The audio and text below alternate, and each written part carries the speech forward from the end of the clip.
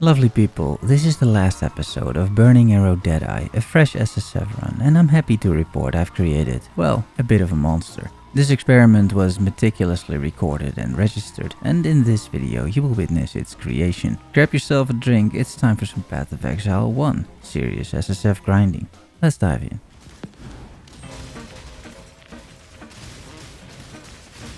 The last video ended at level 90 after gathering 2 void stones. The episode is in the card in the description, so this is my starting point. I sell a bunch of quality flasks to get baubles, which are hard to find in SSF otherwise. Using a few high level flasks and alteration orbs, I craft some upgrades. I also get a diamond flask for when I swap the crit. For now, I'm running Jade, Quicksilver, Stibnite and Granite, of which 3 are automated, as you can tell in this Val Temple. This map also drops me a Centauri's Answer, a decent shield for the homie. It's decent and not great, because she doesn't block all that much and thus all these curses barely trigger. A little later, I drop a Brother's Gift, that's 5 divines, it's not bad. I reach level 91, decide on additional spell suppression prevention and gamble on my main skill Burning Arrow. Quality skills ignite damage, which I don't need, so I can just slam it with a Val Orb and I get lucky, it's a level 21 gem. A Merc offers a nice quiver, which after a short fight is mine. A little benchcraft later and this is what I'm looking at. I like the resistances to equip it for now, so it goes in the stash, it's maybe there for later. I create a few Divine Vessels, using the Divine Vessel recipe, which is a Divine plus 5 normal flasks, so I can run the Pantheon maps to gain those powers. Estuary provides Burning Ground immunity, I use some Eldritch currency for a few more implicits, physical damage taken as an element or chaos damage that is particularly nice.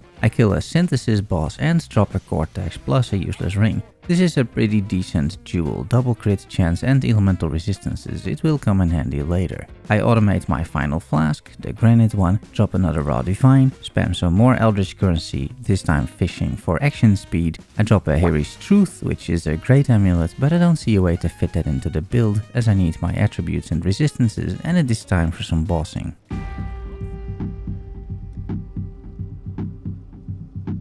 I swap out Dash, which I've been using as a movement skill up to this point, for Flame Dash. I find a Voidborn Reliquary key, which is always exciting in SSF. The loot is...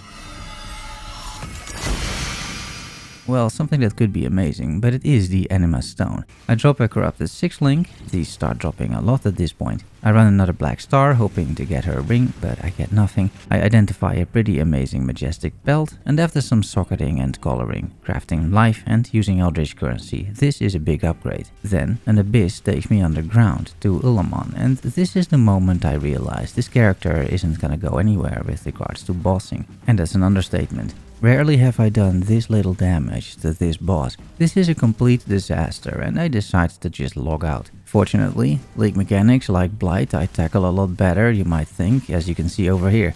I love the support from the homie on this one as well, by the way.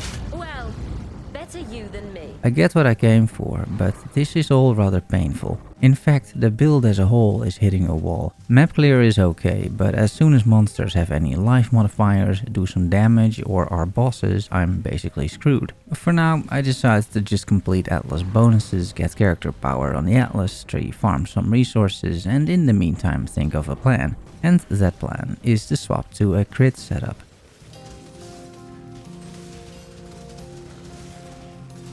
I drop a Fox Shade in my favorite map and I give it to the homie, and I think this clip illustrates quite well that tier 16s are doable but far from smooth. The same thing is there with the mercenaries. As long as I aim at their minimap icons from a distance, I may survive. But the moment I spot them and they're on the screen, I'm usually dead within seconds. This is quite a typical phase I feel that most SSF builds go through. That phase where you have not maxed out gems, maybe not even a 6-link, not a fully optimized setup in any way, but you're doing tier 16s. It's a bit of a paradox, it's a bit of a struggle, and I'm not entirely sure how to get out of this one exactly. But what I usually do is just keep farming, get better gear, level up if I can, level my gems, and those do make a big difference when they're all combined after a little while. I reached level 93 and I decide I farmed enough currency to swap the crit. A viewer named Simon, while I was streaming, created a tree for me, which was very helpful, so here I am importing my own character to Path of Building to see if I can make this swap from my current setup. I set up the configuration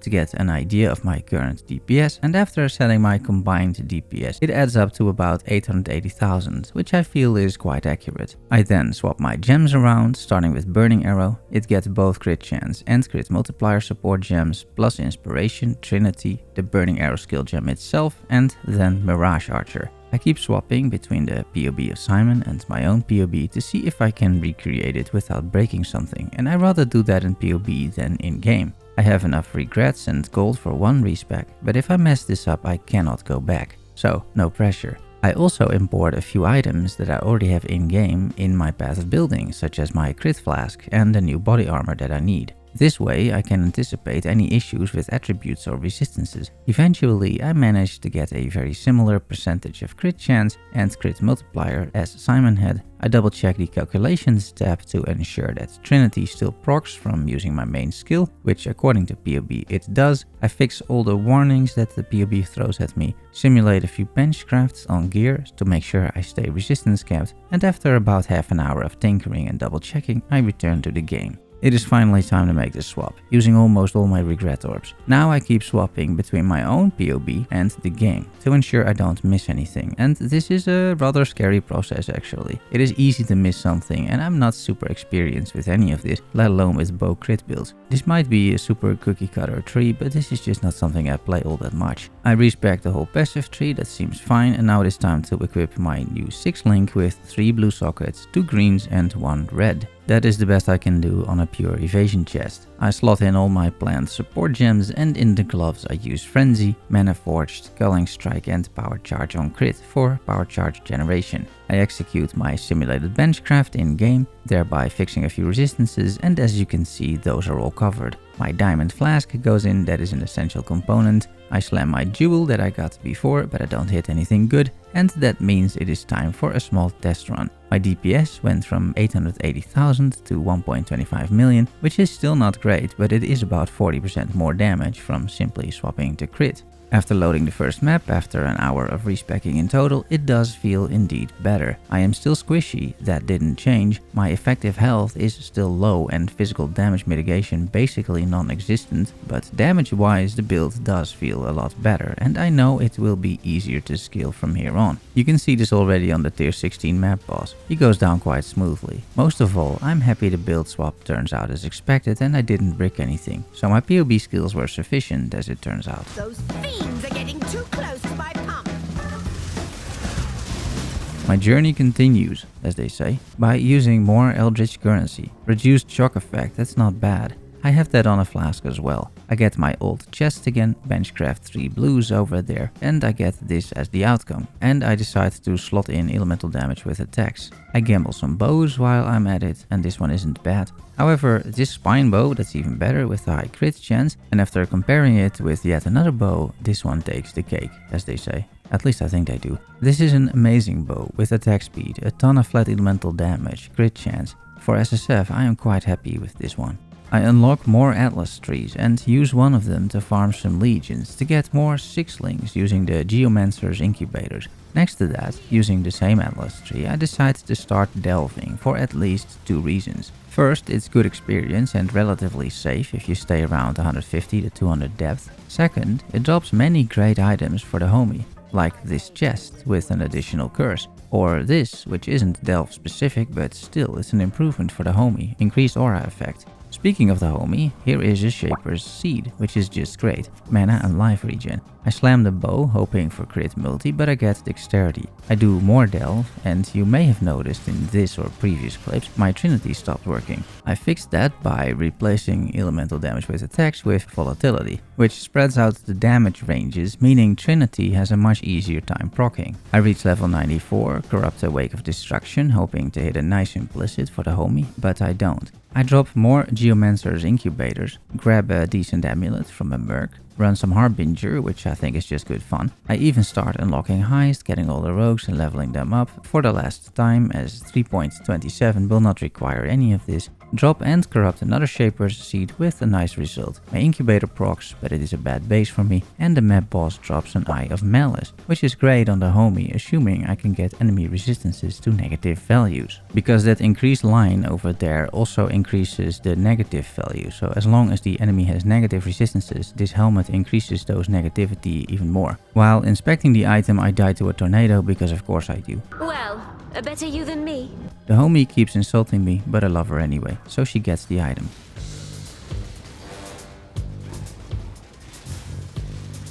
I keep grinding away at the Legion and keep getting these incubators. It's very useful in SSF. It is a decent build for the Legion, while another incubator procs doing Delve. Again, it's a strength intelligence base, it's not good, but at least this is 20 fusings. I'm being chased by Hellhound, Gehenix. I keep picking up these fossils, but if there's one type of crafting that I have no clue about, it is Delve crafting. I do know the mechanic of Delve itself, however, and getting appropriate resistances and light is important, but I prioritize that over learning to craft. I drop another Eye of Malice, corrupt it, and get burning damage, which isn't great, but it's better than nothing, I guess. Those crit support gems reach level 20, so it's time to swap them, while the next Geomancer procs, and then 2 more proc at the same time, and this one looks promising, as it is Dexterity Intelligence. I use some currency on it, color it with 4 blues so I can add added lightning damage instead of volatility, benchcraft a bit, fix my attribute requirements, and again, it is a decent improvement.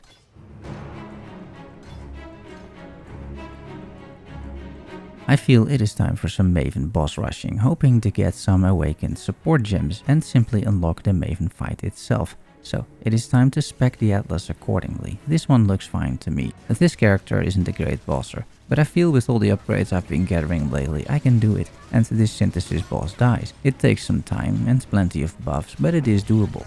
I use Orbs of Horizon to get the missing maps, make them white with a scouring. I want to make fights like the Hydra as easy as possible for now. Also, the invitations like this one I'm running white with the Hydra among others. These special invitations give 3 crescent splinters anyway, and they're dangerous enough without mods on them. I decide to not run the rest of all those maps myself after completing the invitations, but rather employ a bunch of map runners. Here is another invitation with some guardians. It definitely can take a while. I drop Awaken's Brutality, Drox, despite some stomping, goes down. Here is Awoke added Chaos, and this exercise is pretty fun because it's not uncommon. I run around the map with all of these buffs, plus my new gear has increased my damage substantially. Speaking of gear, here is some essence crafting, and this is a fantastic quiver. After swapping resistances with Horty Juice, it's good to go. I complete the 10 map boss Maven invitation, unlock a 5th map device slot, and as long as I keep my distance from these bosses, which I should do anyway because of Far Shot,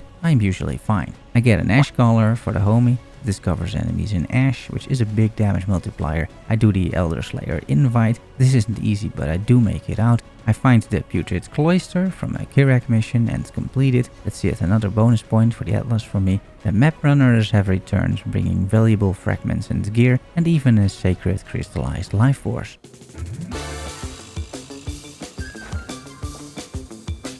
All this heisting and running blueprints and those pesky quest contracts have led me to this moment. Me fighting Nashta. I barely ever do these bosses, which I'm sure you won't notice at all.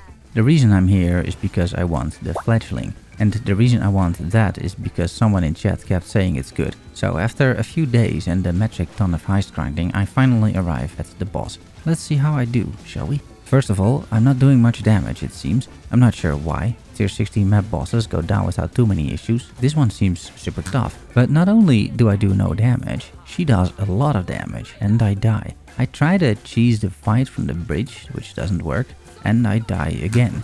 10% of her life later, plus the walk of shame through this whole area that's before this, you guessed it, I die again. I wish I could say I'm starting to learn the mechanics, but I would be lying. This seems a bit excessive, honestly, but yeah, I die once more, have to run back, only to, of course, die again. Nashta is quite something, I will say, but the 8th time is the charm, and fortunately this is a guaranteed drop, so there it is. At first glance, this may not seem like much, but the Far Shot is a different Far Shot than the one from my Ascendancy, because of course it is, meaning they do in fact stack. This one from the helm gives 60% more damage to faraway target, and the Ascendancy one, Far Shot, gives 30% more damage. That is massive and multiplicative with each other. I craft a bit on that thing, fix the attributes and some other pieces, and this is a huge upgrade. Here is a fun craft from Heist, the Replica Paradoxica. This is a weird one, but I can see this being fun for a Dominating Blow Guardian, double dipping on minion damage and attack speed, using Spiritual Aid and Spiritual Command. No clue how you would get to the dexterity requirements, but still.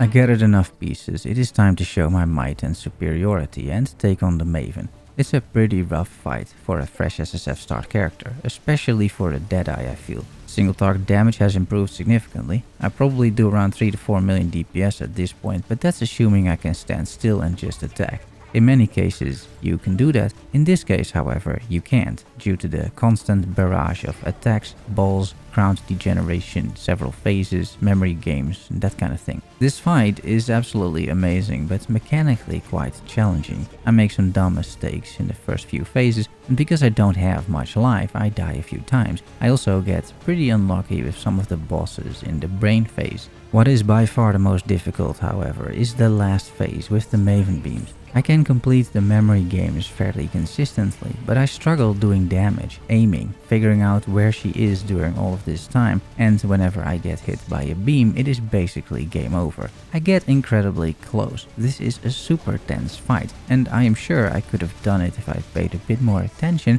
but at 20% Maven HP, I die a 6th time and the run is over. I honestly don't see myself farming 10 more fragments. I'm pretty bummed out about this, but it is what it is.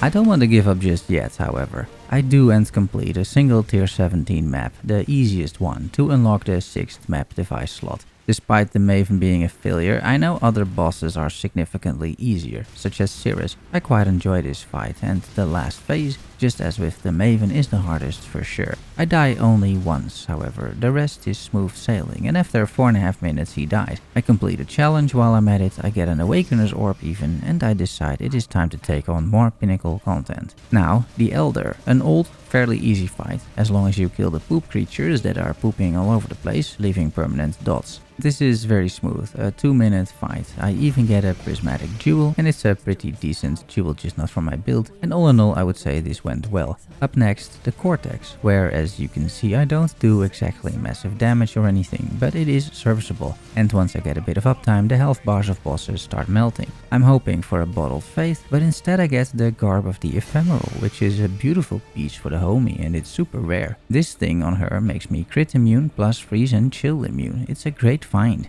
I had 2 Cortexes lying around, so I go for round 2, no Bottled Faith, but I do get gloves with +1 Frenzy Charge, which is also super rare. Despite that, I don't end up using it. I sell a bunch of quality gems, trading for Gem Cutter's Prisms. I decided to put that on Artillery Ballista for an extra arrow. Now that I have freeze and chill immunity from the homie, I farm the Pantheon powers of another Pantheon, providing physical damage reduction and projectile avoidance. After a quick tour across Cold River, Moon Temple and Waterways, I get all of them.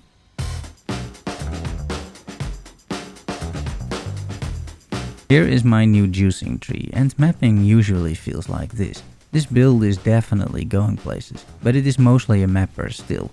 I get myself a new homie, a higher level kineticist. I just have to swap all the gear. This gives you a chance to look at all her gear as well. The Cursed Crypt drops. I keep adjusting my loot filter to ensure optimal zoominess and prime rewards. I don't want to pick up trash anymore. And here you see an issue with the Ephemeral Garb, because if I'm not in range of the homie and I touch a strongbox, I get frozen because the freeze immunity of that piece doesn't impact me. This happens actually several times during mapping, making me swap back to my original Pantheon. I find the Belt of the Deceiver, which is for the homie, that is a free Intimidate, which increases damage taken by enemies, and also, same map, a Highwayman, It's also decent for her to sustain. I have enough baubles to make all flasks 20%, which is pretty nice. I drop an enlighten, which I don't end up using in the end. I do level it, but I don't think I can fit it in. I reach level 95, decide on reduced attack cost, loot another batch of map runner rewards, and this time they bring home a ton of fragments. And also a Purkle's Toe for the homie. That is lucky damage for me, which means I swap elemental damage with attacks back to volatility, as the lucky should on average be more damage. I drop a Doedri's Damning for the homie, +1 curse, so that means elemental weakness on my enemies. I decide to level blind as a defensive layer. I managed to find Gravicious finally, so the board starts to look like someone actually knows what he's doing, and after leveling up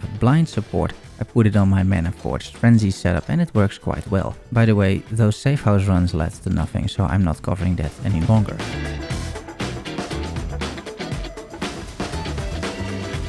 Congratulations, you made it to the final chapter of the video, the final push, the final run. Starting strong with Shaper, who drops a Dying Sun. I completely forgot this was even a thing, but it is massive. I'm checking in PoE if I can drop my diamond flask, which I can, so I automate the Dying Sun, quality it, and this is just fabulous, +2 projectiles. I'm playing around a bit with Chain instead of Pierce, and I tried out for a few maps, but I don't like it, so I ultimately stick to Pierce. I run another Elder. I am now hunting for those fragments for the Uber Elder fight. He drops another Watcher's Eye, and again it is not bad. Damage is really ramped up and the Elder's health bar is melting at this point. That means it's time for the Uber Elder with some in-game music, because that is just awesome. This is a tense fight, just like with the Maven fight. There's actually a lot going on and it is easy to miss a projectile, a beam, a ball, a slam or a poop monster. Plus, I need to stand still to do damage, which is a big issue in this fight. Slowly but surely, I chip away at the health bars of these two guys, but every single small mistake is punished by instant death. Doing this on 3.6k life is not advised, but I really don't have much of an option, all things considered. As they start dying, so do I. And I am on my last portal here, clutching it. Fortunately, they go down before I do, and I get some nice loot. And for some reason, 10 seconds later, also the Void Stone.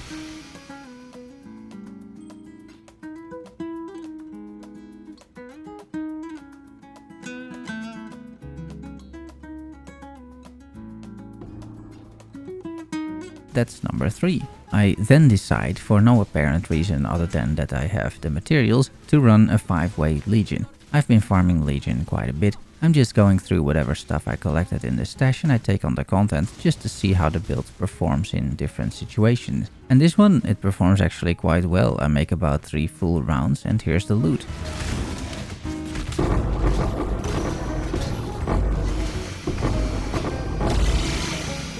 Most notably, there are 2 timeless jewels. First, the elegant Hubris, which completely breaks my tree, so that's not an option. Then, the brutal Restraint, and this thing all of a sudden offers some very interesting extra effects on the tree. I have around 17 divines, so I decided to use a few of those to see if I can get something I'm happy with on all these notables. And after some trial and error, on the 4th attempt I get this. A lot of very useful bonuses like projectile damage, movement speed, blind chance, cold resistance, a metric ton of dexterity, crit chance, so I fix my resistances and then I notice yet another bonus. Gain onslaught on kill for 8 seconds. Guaranteed onslaught for 8 seconds, that's massive for mapping. So, I craft some new boots, as my current boots also give onslaught on kill and I don't need that anymore. Here are the new ones using a fractured base that I found. I slam armor and evasion on there, which is not bad. And I get the Eldritch Implicits. And after another resistance craft, my resistances are fixed again.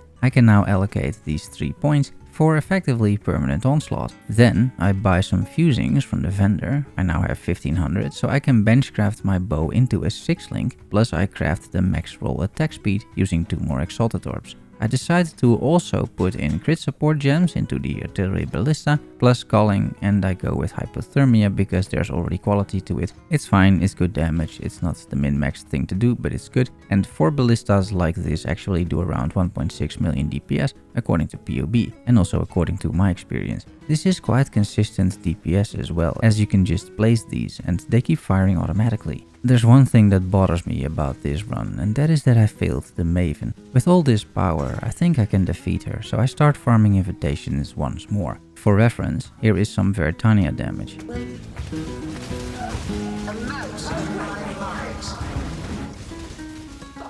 or some Baron damage.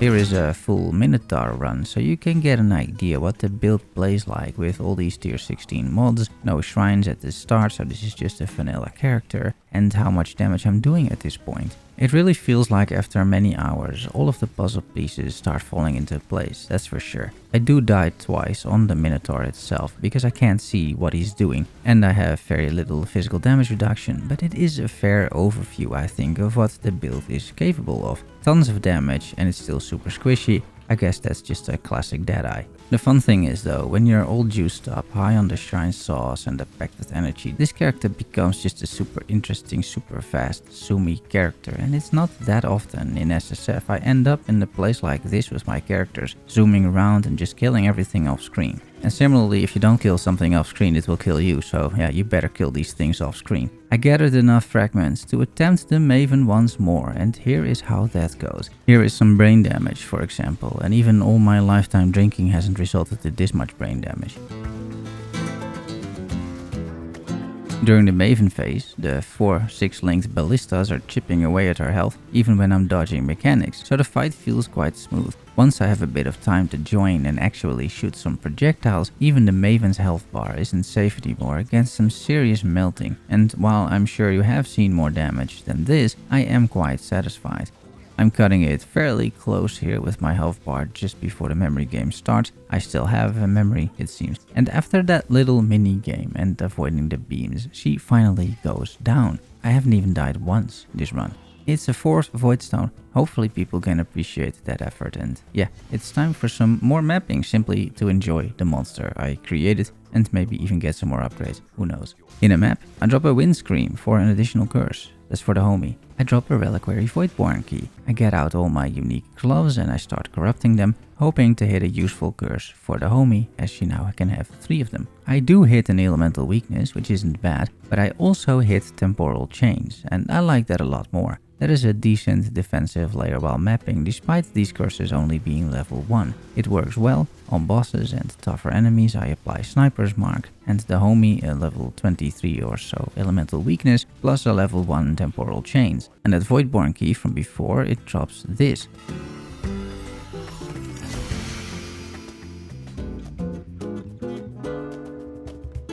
I didn't even know this was possible, and it's so good. If only I would run Anger and would have a jewel slot available, which I don't. I'm pretty close to level 96. I've become a lot tankier with blind and temporal chains, so I run some breach stones, probably for the last time ever, and I hit level 96. It's not getting me anything special. I take extra exposure, I get enough barrack rings to get the taming, which should be big damage, but I have no clue how to fix resistances otherwise, so I can't slot it in. It's not that I need it. The combined damage from PoE at this point is 9.6 million, and it certainly feels like something in that ballpark. Here is a final bit of mapping, and as the script is already 8 pages long, which is a record for these 0-0 runs, I won't do a deep dive on the character itself. You will find the path of building in the description. I covered most if not all significant events, so I'm going to leave it at this. I have a sabbatical coming up in November and December, which will be fully dedicated to content creation. So, in a way, it's fully dedicated to you, meaning that you can expect a lot of content, assuming everything goes well. I am looking very much forward to that. I'm looking forward to the new league. I think you all do as well. So if you're interested in that, subscribe and like the video. That always helps. Thanks for watching and making it to the end. I appreciate it a lot. Love you all. See you soon. Bye bye.